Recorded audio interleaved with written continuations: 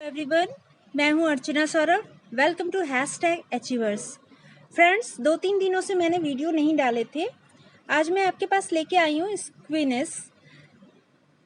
ये टॉपिक क्यों इम्पोर्टेंट है, इसको देखने के लिए आपको यूजीसी नेट के पेपर देखने होंगे। उसमें कई बार क्वेश्चंस होते हैं, कुछ दिए हुए होते हैं कि क्वेश्चन का टाइप क्या था, हार्ड था, इजी था या डिफ़िकल्ट था या फिर बीच बीच का था, सो ऑन ऐसे था। तो उसको चेक करने के लिए हमें ये चैप्टर स्क्वीनेस पढ़नी होती है। स्क्वीनेस देखने से पहले हमें एक चीज़ चेक करनी होगी कि कर्व जो हमारा होता है, हमने एनपीसी में देखा था, नॉर्मल प्रोबेबिलिटी कर्व था। तो उसमें जो कर्व है वो किस तरह का है, सिमेट्रिकल है या फिर असिमेट्रिकल है। तो ये चेक करने के लिए कि सिमेट्रिकल है या असिमेट्रिकल है, हम देखते हैं कि किस तरह से ये हो सकता है। देखिए, अगर कोई प्रोबेबिलिटी कर्व हमारा इस तरह से सपोज हो रहा है और ये मिड पॉइंट सपोज ले रहा है। मेरी ड्राइंग उतनी अच्छी नहीं है, so please don't mind it. तो अगर इस तरह से हो रहा है और सपोज इस तरह से हो रहा है, ठीक है, तो हम देखते हैं कि इसमें बहुत कुछ सिमिलर है, मिरर इमेज है। इसके दोनों side, right and side and left side, both side जो हमारे इक्वल दिख रहे हैं थोड़े। हालांकि ड्राइंग में उतनी नहीं दिख रही है, बट लग रहा है कि दोनों मिरर इमेज है। अगर मिरर इमेज होती है दोनों साइड, मिड पॉइंट के, ये जो हमारा मिड पॉइंट होता है, इसके बोथ साइड अगर इक्वली डिस्ट्रीब्यूटेड होती है, इक्वली दिखती है कर्व, तो हम उसको कहते हैं सिमेट्रिकल। एंड कर्व के बोथ साइड अगर सेम नहीं दिखता है, अलग अलग दिखता है, तो हमें कहते हैं कि वो असिमेट्रिकल होगा। देखिए, इधर इस साइड हमारा कर्व अधिक दिख रहा है और इधर बहुत ही फ्लैटन हो जा रहा है, नीचे की तरफ चला जा रहा है, और ये दोनों में असमानता है। अगर एक जैसी होती है तो हम कहते हैं सिमेट्रिकल है कर्व, और अगर दोनों एक जैसी नहीं होती है, बोथ साइड, मिड पॉइंट के बोथ साइड अगर सिमिलर डिस्ट्रीब्यूटेड नहीं होती है, तो हम उसको कहते हैं असिमेट्रिकल कर्व। अब आइए स्क्वीनेस के ऊपर। स्क्वीनेस क्या होता है, हमने देख लिया सिमेट्रिकल कर्व क्या है, असिमेट्रिकल कर्व है। तो अगर स्क्वीनेस का मीनिंग ये होता है, कर्व का अर्थ ये होता है, अगर स्क्वीनेस का अर्थ ये होता है कि कर्व के मिड पॉइंट के दोनों तरफ फ्रीक्वेंसी के डिस्ट्रीब्यूशन किस तरह से हो सकती है। ये दोनों तरीके से हो सकती है, सिमेट्रिकल भी असिमेट्रिकल भी। तो किसी भी तरह के डिस्ट्रीब्यूशन को, किस चीज के डिस्ट्रीब्यूशन को, फ्रीक्वेंसी डिस्ट्रीब्यूशन को कर्व के मिड पॉइंट के both side, left and right both side जो फ्रीक्वेंसी डिस्ट्रीब्यूशन होती है, उसको कहते हैं स्क्वीनेस। इसका मतलब जो हमारा स्क्वीनेस है उसका क्या मीनिंग है कि उसके मिड के दोनों तरफ फ्रीक्वेंसी का डिस्ट्रीब्यूशन किस तरह से हो रहा है। क्योंकि कर्व हमारा कैसे बनेगा, सिमेट्रिक या असिमेट्रिक, तभी बनेगा जब हमारा उसके दोनों तरफ फ्रीक्वेंसी का डिस्ट्रीब्यूशन होगा। और ये फ्रीक्वेंसी का डिस्ट्रीब्यूशन किस तरह का हो रहा है बोथ साइड, इसी को हम कहते हैं स्क्वीनेस।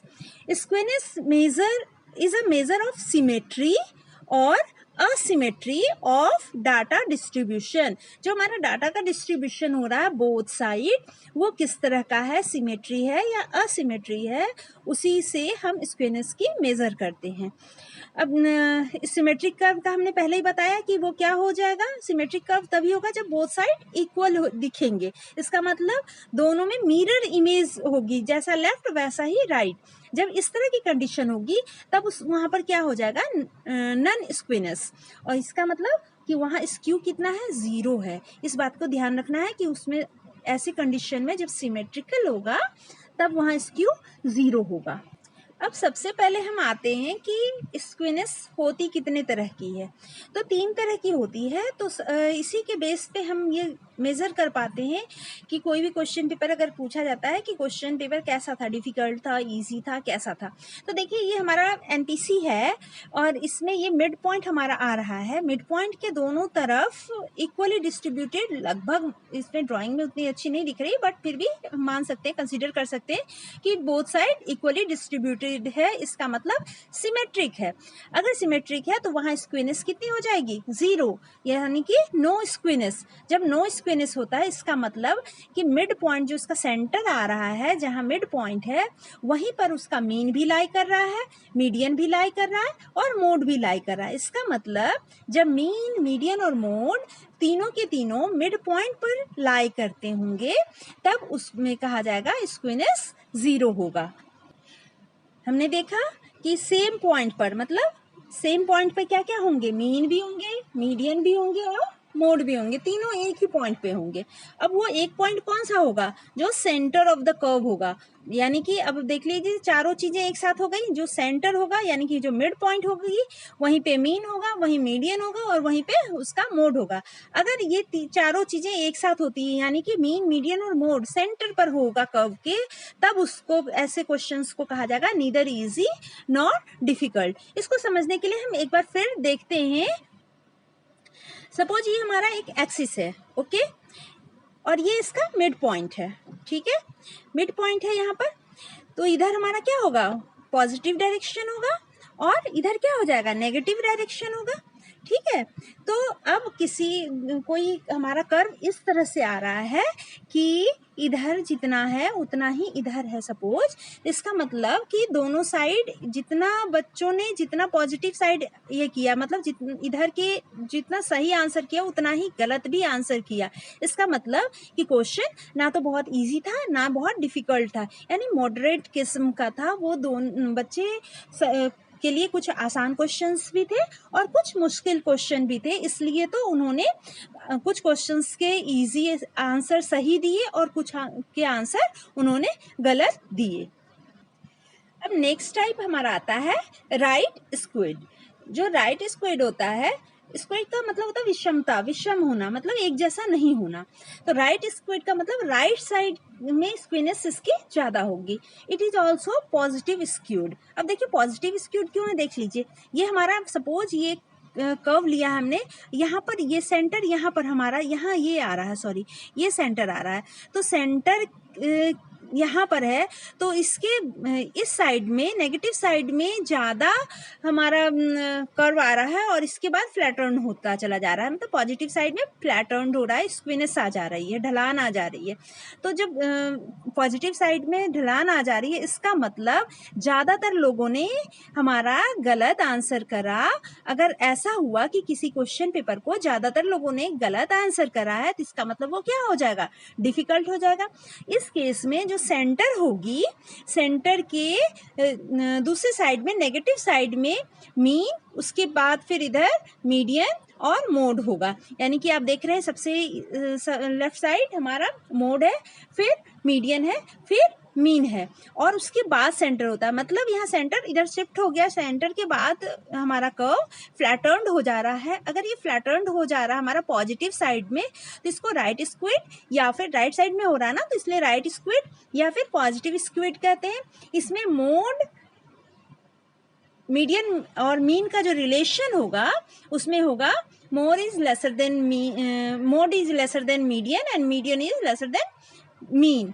मीन सबसे ग्रेटर इसमें होगा क्योंकि ये पॉजिटिव एक्सिस के ज़्यादा नज़दीक में है। तो ऑब्वियसली ये हमारा, जैसे इसमें हम नेगेटिव एक्सिस में देखते हैं, जैसे जैसे इधर की तरफ बढ़ेंगे, हमारा इस साइड बढ़ेंगे, हमारी वैल्यू बढ़ती जाएगी और जैसे जैसे इधर होंगे हमारी वैल्यू घटती जाएगी। ये हमने देखा हुआ है। तो हमारे मीन की वैल्यू सबसे अधिक होगी, फिर मीडियन की होगी और लास्ट वन मोड सबसे छोटा होगा। जब ऐसा कंडीशन होगा कि तीनों सेंटर में लाई ना करके थोड़े थोड़े डिस्टेंस पे होंगे और मीन सबसे बड़ा होगा, फिर मीडियन होगा, फिर मोड होगा, तब इस तरह के क्वेश्चंस को कहा जाएगा कि ये डिफिकल्ट टाइप का क्वेश्चन आया, क्योंकि ज़्यादातर बच्चों ने उसके गलत आंसर्स करे और इसकी कर्व ज़्यादा हाइट पे गई, किधर, हमारे नेगेटिव साइड में। इस तरह से कहते हैं ये राइट स्क्विड हुआ।